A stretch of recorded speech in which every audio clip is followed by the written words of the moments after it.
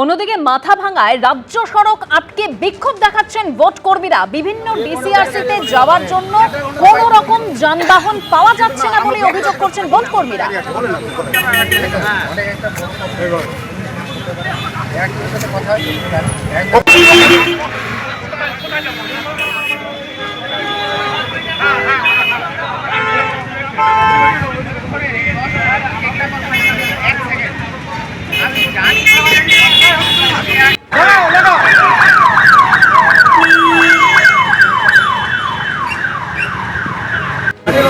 যিনি কথা বলছেন আমাদের প্রতিনিধি শুভেন্দু ভট্টাচার্য আমাদের সঙ্গে টেলিফোন লাইনে রয়েছেন। শুভেন্দু, ঠিক কি কারণে ভোট কর্মীরা বিক্ষোভ দেখাচ্ছেন, কি অভিযোগ তাদের?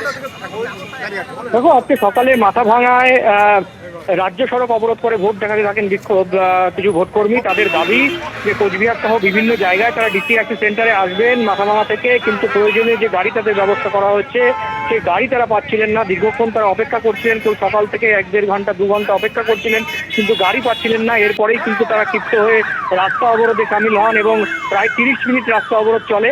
এরপরে পুলিশ এসে তাদের সাথে কথা বলে এবং গাড়ি পরে মিলে যাওয়ায়, গাড়ি পেয়ে যাওয়ায় তারপরে কিন্তু তারা অবরোধ প্রত্যাহার করে নেয়। সেই সময় ঘটনাকে কেন্দ্র করে কিন্তু উত্তেজনা ছড়ায় এবং পুলিশের হস্তক্ষেপে যদিও সমস্যার সমাধান মেটে। যেমন ভোট কর্মীদের যেটা অভিযোগ যে তারা যখন ডিসিআরসিতে রওনা হবেন তাদের জন্য বরাদ্দ যে গাড়ি, সেই গাড়ি তারা পাচ্ছি না, দীর্ঘক্ষণ তারা অপেক্ষা করছিলেন, যার ফলে তাদের এই ক্ষোভ আছড়ে পড়ে। ধন্যবাদ শুভেন্দু। পুরুলিয়ার রঘুনাথপুর থেকে আমাদের প্রতিনিধি হংসরাজ সিংহ এই মুহূর্তে রয়েছে। সেখানকার ডিসিআরসি সেন্টারের তৎপরতা কতটা, হংসরাজ? দেখো, এই সময় তুঙ্গে তৎপরতা রয়েছে। শেষ সময় প্রস্তুতি করছেন সকল যারা ভোট কর্মীরা আছে। এক এক করে তারা সব কাগজ মিলিয়ে নিচ্ছেন, ইভিএম রয়েছে, ইভিএম মিলিয়ে নিচ্ছেন, এক এক করে সেই কাজ করছে।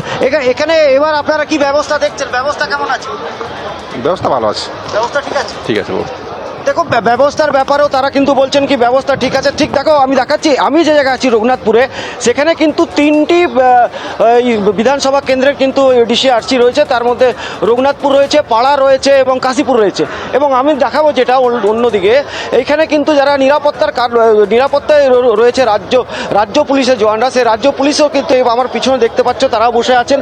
যেটা জানা গেছে, কিন্তু পুরুলিয়ায় যে 9টা বিধানসভা রয়েছে, সেই 9টা বিধানসভায় 3,997 রাজ্য পুলিশের আধিকারিক এবং জওয়ানরা রয়েছেন। এছাড়া 151 কোম্পানি কেন্দ্র বাহিনী কিন্তু রয়েছে নিরাপত্তার কারণে।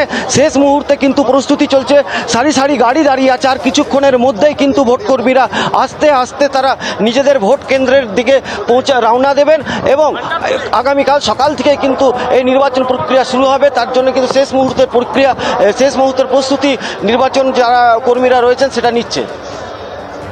ধন্যবাদ হংসরাজ, ধন্যবাদ পার্থ। এবিপি আনন্দ, এগিয়ে থাকে, এগিয়ে রাখে।